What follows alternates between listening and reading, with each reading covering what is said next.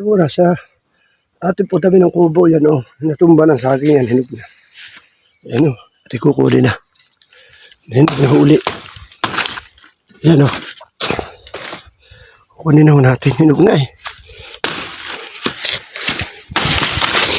Ayan. Nukano ng ibon. Medyo payat pa, pero maaari na rin. Ayan.